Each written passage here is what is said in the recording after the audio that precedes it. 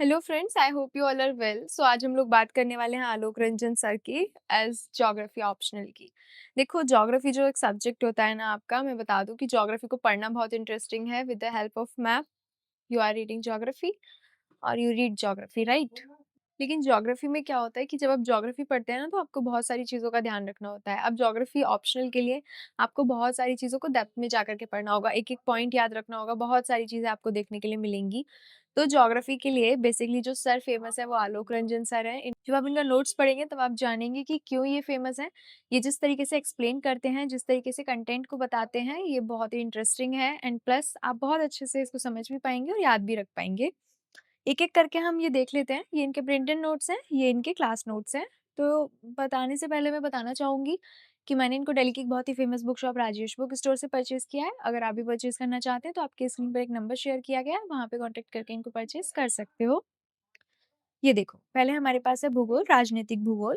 ये देखिए, यहाँ पे आपका इंडेक्स हो जाता है। ये आप देख सकते हो इसमें क्या-क्या कवर किया गया है। ये देखिए। आपको लैंग्वेज बहुत ही ज़्यादा ईज़ी मिलेगा, क्लैरिटी मिलेगी वर्ड्स में, टॉपिक वाइज़ चीज़ें आपको देखने के लिए मिलेंगी, जहाँ पॉइंट्स का नीड था वहाँ पे आपको पॉइंट देखने के लिए मिलेंगे।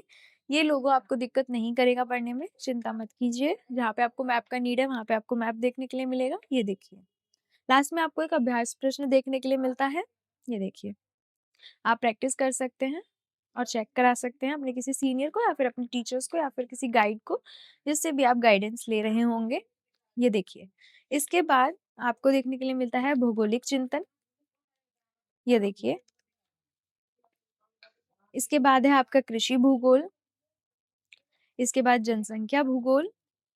ज्योग्राफी, जब हम ज्योग्राफी ऐसे पढ़ते हैं तो इतना ध्यान नहीं देते, बट जब हम एज़ अ ऑप्शनल पढ़ते हैं तो बहुत सारी चीज़ें आपको देखने के लिए मिलती हैं। समुद्र विज्ञान, जलवायु विज्ञान, ये देखिए।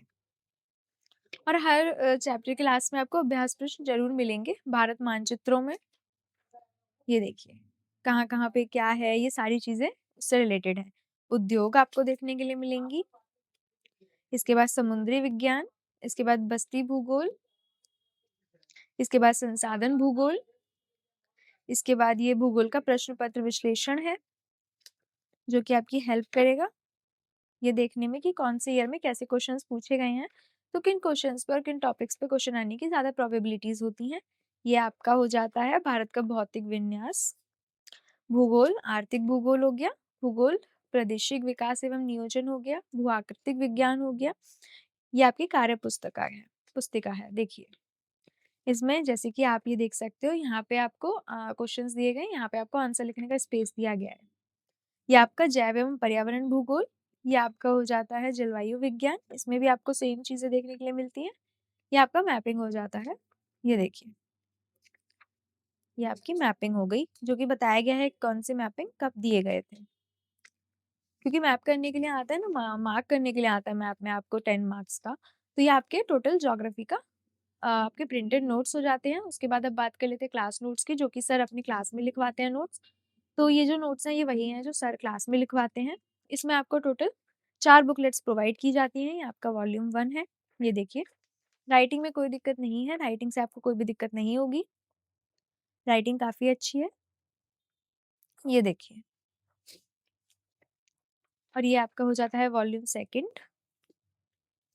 ये देखिए, राइटिंग बहुत अच्छी है तो समझने में कोई दिक्कत नहीं होगी। नोट्स में मेनली इश्यू जो होता है वो राइटिंग का ही होता है, इससे ज़्यादा इश्यू नहीं होता है। बाकी सर का जो भी एक्सपीरियंस है वो तो ऐड होगा ही इसमें, ये बात तो आप जानते ही हैं। ये आपका वॉल्यूम 3 हो गया और ये आपका वॉल्यूम 4 हो गया, तो एक वॉल्यूम 5 भी है, छोटा-सा बुकलेट है। ये देखिए, ये आपके टोटल 5 बुकलेट्स आपको इसमें प्रोवाइड किए जाते हैं। अगर आप ये परचेज़ करना चाहते हैं और अगर आपका ऑप्शनल ज्योग्राफी है, तो आप इनको परचेज़ कर सकते हैं। बाकी मैं आपको बताना चाहूँगी कि ऑप्शनल सब्जेक्ट आप हमेशा तभी लें जब आपको उसमें इंटरेस्ट हो। अदरवाइज़ किसी को देख कर के अपना ऑप्शनल चूज़ मत कीजिएगा, क्योंकि अल्टीमेटली वही आपके सिलेक्शन को डिसाइड करता है। तो अगर आप ये परचेज़ करना चाहते हैं, आपके स्क्रीन पर एक नंबर शेयर किया गया है, वहाँ पर कॉन्टैक्ट करके अपने डाउट्स को क्लियर कर सकते हैं और वहाँ से इनको परचेज़ कर सकते हैं। Thank you so much.